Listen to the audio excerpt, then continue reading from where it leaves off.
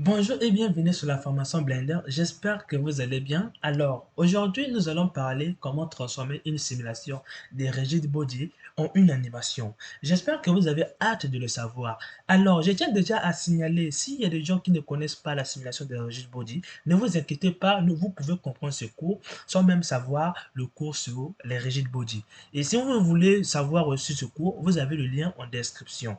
Alors, avant de commencer, pour tous et pour tout, pour la personne qui est en train de voir cette vidéo, ou pour les personnes, d'après vous, quel est l'objet qui est animé ici? Parce que tous les objets ont tendance à avoir une simulation. Donc, il y a des objets qui ont une simulation et il y a des objets qui sont animés. D'après vous, quel est l'objet qui est animé? Alors, j'espère que vous avez votre réponse et moi, je vais vous dire la réponse. C'est cet objet-là qui est en train de rebondir un peu plus haut. C'est cet objet qui est animé. Donc, qui a été transformé en animation. Donc, quand je clique sur l'animation, sur cet objet, vous avez les clés de l'animation comme vous êtes en train de voir. Et pour être bien convaincu encore, comme vous voyez ici, on n'a pas un rigid body qui est cliqué. J'espère que vous avez compris. Alors, nous allons reprendre ce projet pour vous expliquer un peu plus les paramètres. Une fois que nous sommes ici, je vais vous expliquer, on a 4 points à parler, 4 points. Donc la première des choses est de vous montrer comment appliquer la simulation de rigid body, même si vous le connaissez ou pas, comment l'appliquer d'abord. Vous avez deux manières de le faire. Soit vous venez dans la physique de Blender et vous cliquez ici. Et quand vous lancez l'animation, l'objet tombe bel et bien. Et ça, c'est la première manière. Et la deuxième manière, je vais supprimer ici. Vous allez venir dans Objet et quand vous descendez, vous voyez bien Rigid Body. Dans Rigid Body, vous avez deux choix. Donc, si vous prenez par exemple Actif, là, votre objet fait la même chose et on voit ici, c'est comme si c'est cliqué. Malgré vous n'avez pas cliqué. J'espère que vous avez compris. Alors ça, c'était juste pour vous montrer comment appliquer. Nous allons maintenant passer au projet. Pour cela, je vais augmenter un peu la hauteur de cet objet. Alors, une fois que j'ai augmenté, j'aurai besoin d'un plan ou encore d'un sol. Donc, je vais venir ici, je vais prendre un plan qui va représenter juste un sol. Et je fais S pour augmenter un peu la surface. Je vais vous montrer les touches du clavier au cas où vous n'entendez pas ce que j'ai dit. Alors, si vous lancez l'animation, rien ne se passe. C'est parce que quoi, vous n'avez pas la simulation. Donc, vous allez cliquer ici. Alors, pour que ça soit vraiment un sol, il faut que vous l'enlevez actif, vous prenez passif pour que ça soit un sol, quelque chose qui ne va pas se déplacer, mais qui va au moins arrêter des objets. Alors, ici dans mon objet, je veux que ça puisse tomber. Donc, je vais cliquer sur Rigid Body encore. Je laisse actif pour dire que c'est l'objet qui va tomber. Les objets qui tombent, on l'utilise pour actif. Alors, une fois que vous avez compris, on lance l'animation et là, on voit que notre objet tombe, mais ça ne rebondit pas. Pour faire du rebondissement, vous allez descendre dans les paramètres de votre objet et là, vous aviez ici surface responsive. Par défaut, c'est comme ça peut être fermé, mais vous ouvrez collision et là, vous allez voir surface responsive. Dans surface responsive, vous avez le Bosness qui permet d'augmenter les rebondissements. Donc, je le mets à fond. Et si vous lancez, vous allez voir que ça n'a pas marché. C'est parce que quoi? Votre sol ne permet pas à un objet de puisse rebondir. Donc, vous allez venir dans votre sol.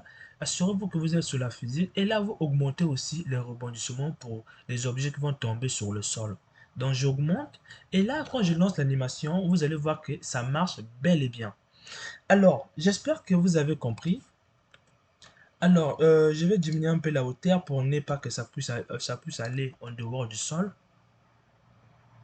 Alors, une fois que vous avez compris, on va maintenant passer au deuxième point qui est la partie qui permet, qui est bien l'objectif de cette vidéo, de le transformer en animation. Donc, je vais venir ici dans Object et là, vous venez dans Rigid Body. Et juste à la fin, vous aviez quoi? Transformer une simulation en keyframe, ça veut dire en animation. Et quand vous cliquez, on va vous demander le début de l'animation, la fin de l'animation et on va vous demander le nombre de clés qui sera additionné à chaque fois. Donc, moi, par défaut, je laisse comme ça. Souvenez-vous bien de ça. Donc, ça c'est 1. Si je mets 5, ça sera plus 5, plus 5, plus 5. Donc, après 5 images, on ajoute une clé. Après 5 images, on ajoute une... Là, c'est après une image. Donc, je laisse, je mets OK.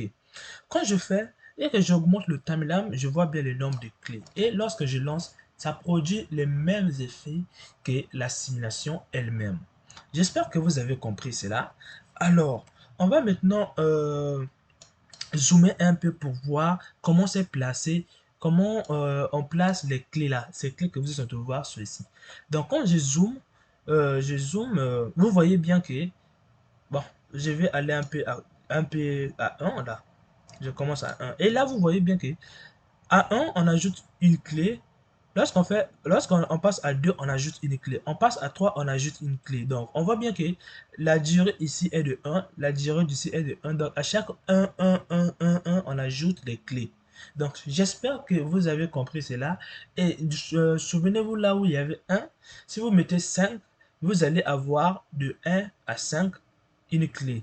De 5 à 10, une clé. Ça veut dire on ajoute plus 5, on met encore des clés. J'espère que vous avez compris. Et je vais vous faire une remarque très importante parce que quoi? Quand vous avez connu cette possibilité, vous allez peut-être utiliser les clés, les nombres de clés un peu moins. Attention, il y a un inconvénient pour ça, c'est que quoi? La première des choses, vous avez deux inconvénients. C'est que la première des choses, si vous mettez le nombre de clés moins, vous aurez une animation qui n'est pas parfaitement exacte avec la simulation que vous avez fait. Donc, si vous mettez plus de clés, ça sera identique, plus que ça va se rapprocher à la simulation. Mais attention, ça va demander un peu plus de calcul pour Blender. J'espère que vous avez compris cette remarque. La première remarque est de mettre un peu plus de clés pour que ça puisse ressembler à la simulation.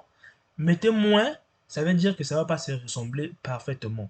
J'espère que vous avez compris. Alors, deuxième remarque encore, c'est que lorsque vous utilisez les corps rigides, les corps rigides, c'est que vous aurez des problèmes avec des collisions.